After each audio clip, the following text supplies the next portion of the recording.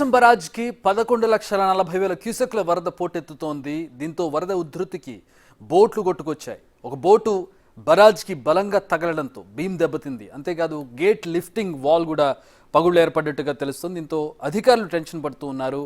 ప్రకాశం బరాజ్కి ఏం జరుగుతుందనే టెన్షన్లో ఉన్నారు. గేట్లు ఇప్పటికే పూర్తిగా ఎత్తేసి నీటిని దిగువకు విడుదల చేస్తూ ఉన్నారు. అయినా కూడా నీటి ఉధృతి ఎక్కువగా ఉండడంతో ఈ గేట్లు వాటిని తట్టుకొని నిలబడతాయా అనేది ప్రస్తుతం ప్రశ్నార్థకంగా మారింది. మరోవైపు ప్రకాశం బరాజ్లో బోట్లు కొట్టుకు రావడంపై ఏపీ ప్రభుత్వం ఆరాధిస్తోంది. బోట్లు మామూలుగానే కొట్టుకొచ్చాయా లేదా దీనిలో ఏదైనా కుట్రకోణం ఉందా అనే దానిపై ఆరాధిస్తూ ఉన్నారు. ప్రస్తుతం అక్కడ ఇన్వెస్టిగేషన్ స్టార్ట్ అయినట్టుగా తెలుస్తుంది. తొలుత ఒక బోటు కొట్టుకొని వచ్చింది.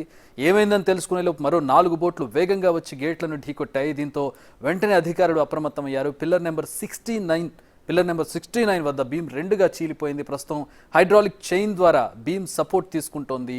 మరోవైపు ఈ అంశంపై ఇరిగేషన్ డ్యామ్ అధికారులు విచారణ చేస్తూ ఉన్నారు. మా ఎమ్మెల్యే సుజనా చౌదరి ప్రస్తుతం పర్యవేక్షించిన అనంతరం ఆయన చెప్పిన విషయాలను కూడా మనం గమనించవచ్చు. బీమ్ దెబ్బతింది, అలాగే గేట్లు కూడా దెబ్బతిన్నాయి. ప్రస్తుతం అక్కడ క్రేన్లు తీసుకొచ్చి వాటిని క్లియర్ చేసే పరిస్థితి కూడా లేదు. సో బరాజ్ కూడా చాలా ఎక్కువ కాలం కావడంతో, కట్టి కూడా చాలా పురాతనమైనటువంటి బరాజ్ కావడంతో దాని పటిష్టతపై కూడా అనుమానాలు వ్యక్తం చేస్తూ ఉన్నారు. దీన్ని ఏం చేయాలనే దాని మీద ముఖ్యమంత్రితో మాట్లాడి నిర్ణయం తీసుకుంటామని చెప్పి సుజనా చౌదరి చెబుతూ ఉన్నారు. సో ఇటు సుజనా చౌదరి అటు అధికారులు వ్యక్తం చేస్తున్నటువంటి అనుమానం కావచ్చు, వారి భయాలు కావచ్చు, ప్రస్తుతం ప్రజల్లో కూడా కొంచెం ఆందోళన కలిగిస్తున్నాయని చెప్పొచ్చు. ప్రస్తుతం ప్రకాశం బరాజ్కి ఏం జరిగింది, అసలు అక్కడ జరిగినటువంటి ఘటన ఏంటి, బోట్ ఏ విధంగా ఢీకొట్టింది అనేది ఒక గ్రాఫికల్ రిప్రజెంటేషన్లో బిగ్ టీవీ మీకు చూపించే ప్రయత్నం చేస్తుంది. ప్రస్తుతం మనం let's play graphic here. So ప్రస్తుతం ప్రకాశం బరాజ్ని మనం చూస్తూ ఉన్నాం. ప్రకాశం బరాజ్కి సంబంధించిన వరద ఉధృతిని let us assume this as అదేది మనం వరద ఉధృతిగా మనం దీన్ని భావించినట్లయితే పక్కన అంటే పైన మన కృష్ణానదిలో మనం విజయవాడకు వెళ్ళేటటువంటి వాళ్ళు ఎవరైనా కూడా గమనించవచ్చు. పైన బోట్లు పార్క్ చేసి ఉంటాయి, అన్నీ కూడా బోట్లన్నీ కూడా లంగర్ వేసి ఆపి ఉంటాయి. ఇలాంటి వరద ఉధృతి వచ్చినప్పుడు బోట్లు కూడా కొట్టుకుపోతూ ఉంటాయి. కానీ ఇక్కడ అవి నేరుగా కొట్టుకుని వచ్చి ఈ బీమ్కు తగలడంతో పూర్తి స్థాయిలో ఆ బీమ్ అంతా కూడా దెబ్బతిన్నటువంటి పరిస్థితిని మనం చూస్తున్నాం. ప్రస్తుతం ఫస్ట్ మనం చూస్తున్నటువంటి ఫస్ట్ బోట్ ఏదైతే ఉందో ఆ బోట్ ప్రస్తుతం ఆ బోట్ ఒక్కటి ఢీ కొట్టడం, దాని తర్వాత వెంటనే మరో 3-4 బోట్లు రావడంతో పూర్తిగా దెబ్బతింది అది ఆ బీమ్ అంతా కూడా. ఈ బీమ్ ఏంటంటే మనం చూసినట్లయితే విజువల్స్లో కౌంటర్ వెయిట్గా మనం దాన్ని చూడాలి. బేసిక్గా గేట్లు చాలా బరువుగా ఉంటాయి. ఇనుప ఐరన్ గేట్స్ ఉంటాయి. ఇనుప మెటీరియల్తో తయారు చేసినటువంటి బలమైన బరువైన గేట్స్ ఉంటాయి. ఇవన్నీ కూడా పైనుంచి వచ్చేటటువంటి నీటిని ఆపుతూ ఉంటాయి.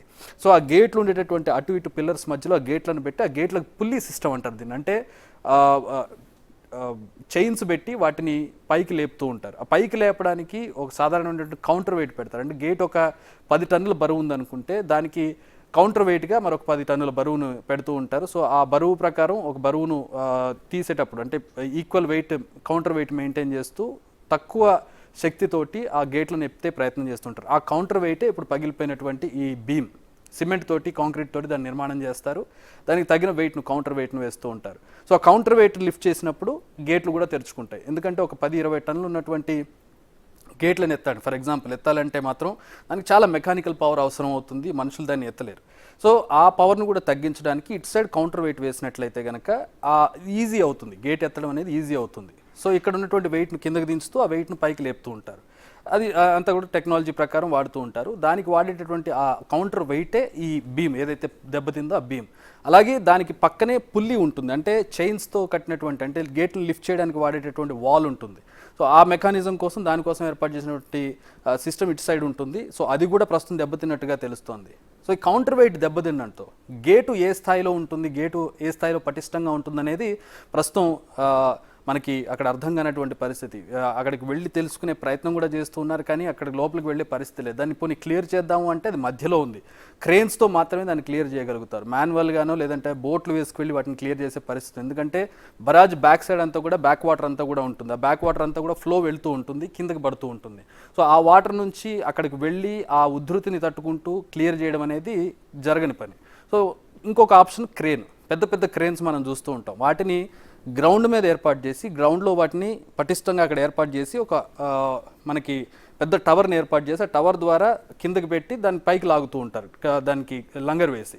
సో ఇక్కడ హుక్ వేసి లాగడానికి కూడా అక్కడ తీసుకొచ్చే పరిస్థితి లేదు, ఎందుకంటే చాలా దూరం ఉంది గేట్ నెంబర్ పిల్లర్ నెంబర్ 69 దగ్గర ఇది జరిగింది. సో అంత దూరం వరకు క్రేన్లను వాడేటటువంటి పరిస్థితి లేదు, అలాగని లోపలికి వెళ్ళి వాటిని క్లియర్ చేసే పరిస్థితి లేదు. వరద ఉధృతి ఇంకా ప్రవాహం ఇంకా పెరుగుతున్నటువంటి పరిస్థితి.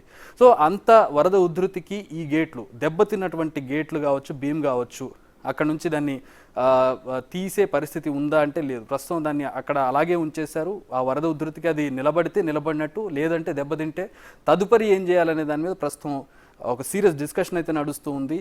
సో ప్రస్తుతం కృష్ణా నది ఉధృతి తగ్గితే మాత్రం అదే చెప్తున్నారు, ఇందాక మంత్రి ఎమ్మెల్యే సుజనా చౌదరి మాట్లాడుతూ అదే విషయం చెబుతూ ఉన్నారు.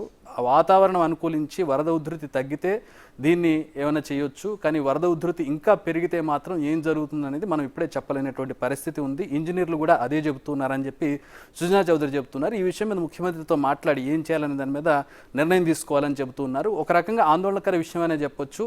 ప్రకాశం బరాజ్ అనేది చాలా కొన్ని దశాబ్దాలుగా దాన్ని చాలా పురాతనమైనటువంటి బరాజ్ అని చెప్పొచ్చు. సో అది దాని పటిష్టత మీద కూడా ప్రస్తుతం అనుమానాలు వస్తూ ఉన్నాయి. అలాగే ఇక్కడ దెబ్బతిన్నటువంటి బీమ్కి సంబంధించి గతంలో చాలాసార్లు మనకి కొట్టుకొచ్చాయి బోట్స్, ఎందుకంటే ఈ ఫిషర్మ్యాన్ బోట్లు ఎప్పుడూ కూడా బయట లంగర్ వేసి ఉంచుతూ ఉంటారు. వరద వచ్చినప్పుడల్లా అవి ముందు కొట్టుకొస్తూ ఉంటే చాలాసార్లు దెబ్బతిన్నటువంటి పరిస్థితులు కూడా మనం చూసాం, బోట్లు దెబ్బతిన్న పరిస్థితులు. కానీ ఇప్పుడు బోట్లు గుద్దుకొని ప్రకాశం బరాజ్ దెబ్బతిన్నటువంటి పరిస్థితిని ప్రస్తుతం ఫస్ట్ టైం చూస్తూ ఉన్నాం. దీంతో అధికారులు ఆందోళన వ్యక్తం చేస్తున్నారు, అనుమానాలు కూడా వ్యక్తం చేస్తున్నారు. అసలు నిజంగానే ఈ బోట్లు సాధారణంగా కొట్టుకొచ్చాయా, లేదంటే దీంట్లో ఏమైనా కుట్రకోణం ఉందా, వీటిని ఎవరైనా తీసారా, అక్కడ నుంచి బోట్లు కావాలని జరిపారనేది ఇన్వెస్టిగేషన్ జరుగుతుంది. నాట్ యట్ డిసైడెడ్, అది ఏం జరిగిందనేది ఇంకా పూర్తి స్థాయిలో ఇంకా తెలియదు. ప్రస్తుతం మనం చూస్తున్నటువంటి దృశ్యాల్లో అయితే ప్రస్తుతం మనకు కనపడుతూ ఉన్నాయి బోట్లు ఏ విధంగా ఆ బీమ్ను ఢీకొట్టాయి, ఆ బీమ్ ఏ విధంగా దెబ్బతిందనేది మనం చూడవచ్చు. అది కౌంటర్ వెయిట్, యాక్చువల్గా కాంక్రీట్తో నిర్మించినటువంటి కౌంటర్ వెయిట్ గేట్ లిఫ్ట్ చేయడానికి, అదే దెబ్బతినడంతో దాన్ని ఇప్పుడు లిఫ్ట్ చేయడానికి పరిస్థితి లేదు.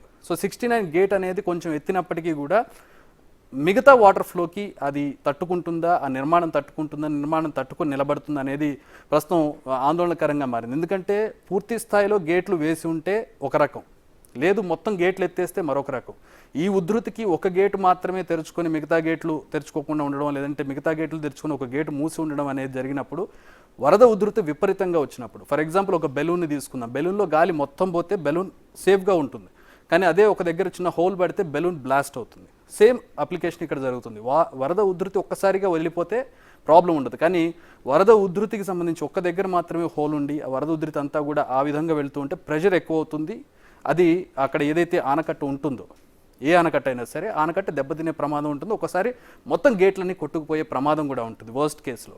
సో అలాంటిది ఇక్కడ జరగదని కోరుకుందాం, దీనికి తగ్గ చర్యలు తీసుకుంటారని కోరుకుందాం. అలాగే ప్రకృతి కూడా దీనికి అనుకూలిస్తుందని కోరుకుందాం. ప్రస్తుతం అక్కడ ఏం చేయాలనే దాని మీద ప్రస్తుతం అయితే డిస్కషన్ జరుగుతుంది. ప్రస్తుతం విజువల్స్లో మనం చూడొచ్చు, బిగ్ టీవీ స్క్రీన్ మీద గేట్కి గుద్దుకున్నటువంటి బోట్ని దృశ్యాల్లో చూడొచ్చు.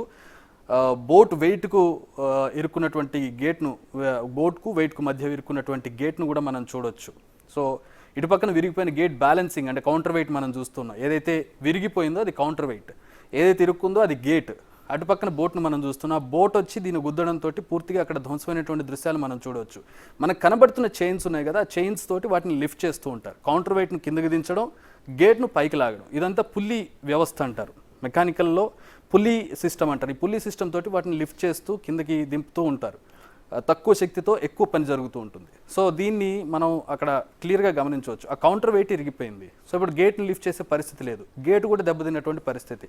సో అక్కడికి వెళ్ళి దాన్ని రిపేర్ చేసి దాన్ని క్లియర్ చేసే పరిస్థితి కూడా మనకు అక్కడ లేకపోవడంతో దానికి ఏం చేయాలో తెలియని అగమ్యగోచర పరిస్థితిలో ప్రస్తుతం ఇంజనీర్లు, అధికారులు చిక్కుకుని ఉన్నారు. ప్రకాశం బరాజ్కి ఇలాంటి పరిస్థితి రావడం అనేది నిజంగా ఆందోళనకరం అని చెప్పుకోవచ్చు. పరిస్థితి బాగుంటే కనుక, వరద ఉధృతి తగ్గితే దీన్ని ఏమైనా చేసే అవకాశం ఉంటుంది, కానీ వరద ఉధృతి పెరిగితే మాత్రం రిజల్ట్ ఏ విధంగా ఉంటుందనేది ఊహించడానికి కూడా లేనటువంటి పరిస్థితిలో ప్రస్తుతం మనం చూస్తూ ఉన్నాం.